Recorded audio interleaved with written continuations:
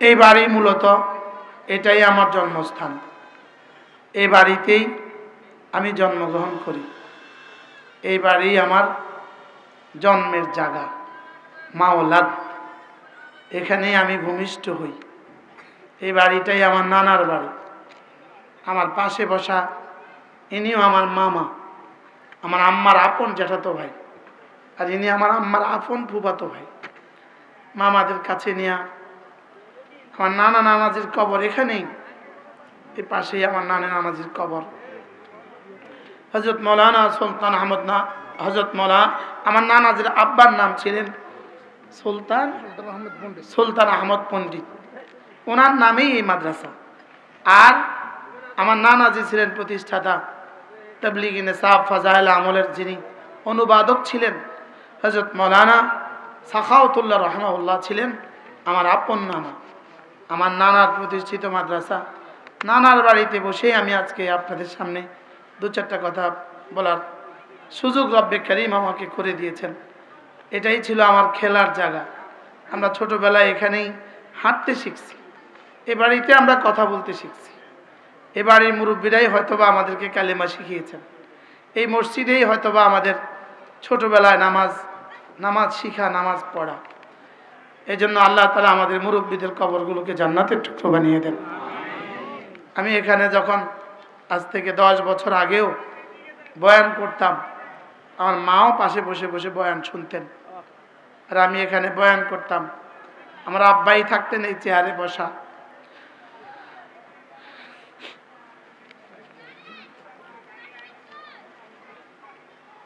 সকলেই চলে গেলেন, নানা নানাজিও চলে গেলেন, আব্বা আম্মাও চলে গেলেন।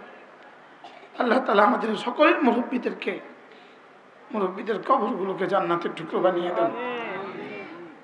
আমার এই নানার আব্বা, আমার বড় নানা, একদিন আমাকে বললেন, তোরা তো তোদের নানার লেগে দোয়া করবি, আমার লেগেও করবি। উনি ছিলেন আমার নানার বড় ভাই। তাই বলতেন, নানা আপনিও তো আমাদের নানা। দুই নানাই দুই পাশে শোয়া আছেন, এক নানার কবর এখানে, আরেক নানার কবর ওখানে। আল্লাহ তাআলা তাদের কবরগুলোকে জান্নাতের টুকরো বানিয়ে দেন। এই মাদ্রাসা জায়গা দিয়েছেন তারা নাজাতের উসিলা হিসাবে। আজকের এই মাহফিলের হাদিয়াও তাদের কবরেই পৌঁছবে, এই আশায় তারা এই মাদ্রাসা করছিলেন। আল্লাহ তাআলা যেন এই মাদ্রাসাকে কিয়ামত পর্যন্ত দায়েম আর কায়েম রাখেন। আমাদের পাশে বসা হাফেজ মাওলানা আবু ইউসুফ সাহেব, ইনি এই মসজিদের ইমাম ছিলেন আজ থেকে 30 বছর আগে, আজ থেকে 35 বছর আগে। ইনি আমাদেরকে ছোটবেলায় অনেক আদর করতেন। আমাদের আরেকজন মেহমান হযরত মাওলানা মাহবুবুর রহমান সাহেব, ইনি ছিলেন আমার আব্বার খুব প্রিয় ছাত্র।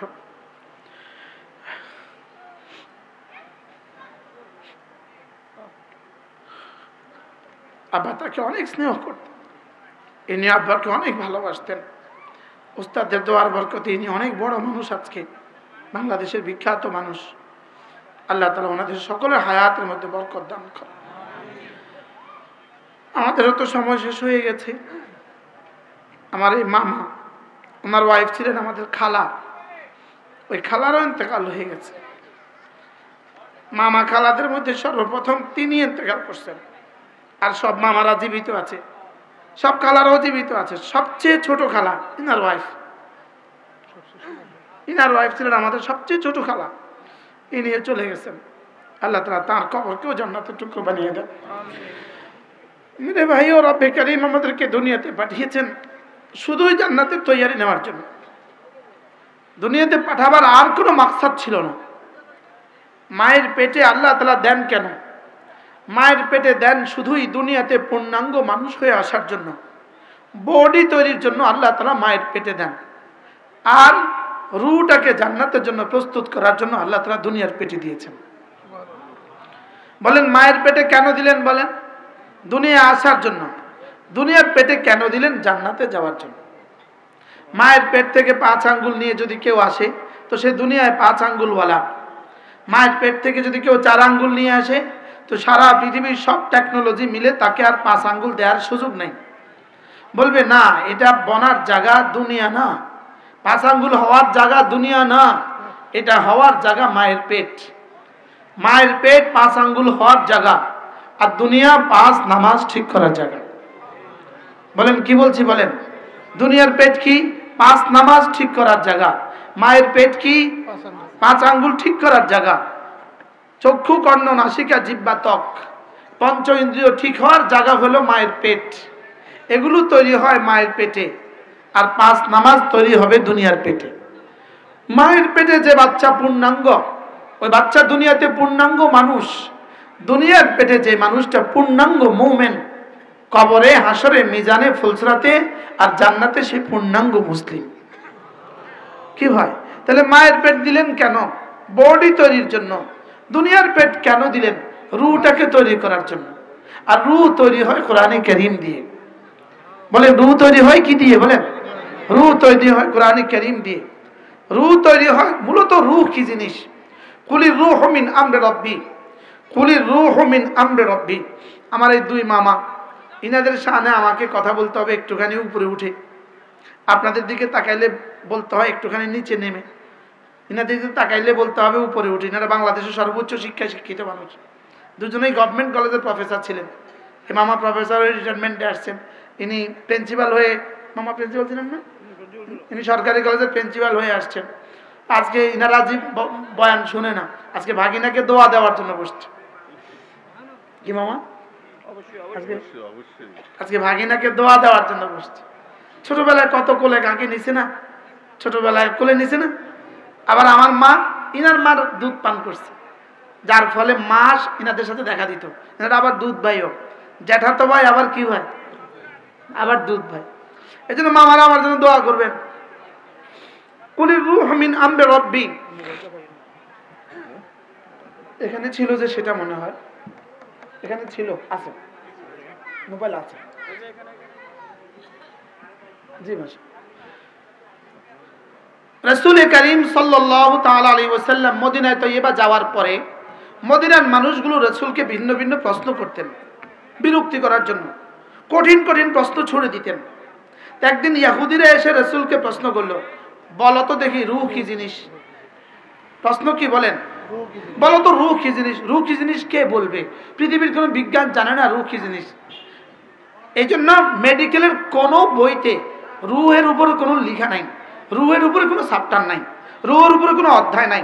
বিজ্ঞানের কোনো বইতে রূহের উপরে কোনো অধ্যায় নাই। রূহ কেমন, কালো না সাদা, বিজ্ঞান জানে না। রূহ মোটা না চিকন, বিজ্ঞান জানে না।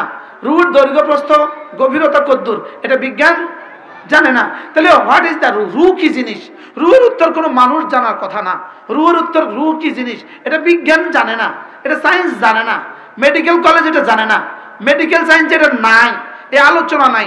এই জন্য পৃথিবীর কোনো হাসপাতালের গায়ে রূহ স্পেশালিস্ট বলতে কোনো ডাক্তার নাই। কি বলছি বলেন? রূহ স্পেশালিস্ট বলতে কি নাই? কোনো ডাক্তার নাই। আমি বড় বড় ডাক্তারদের সামনে আলোচনা করছি, আল্লাহ শুকর।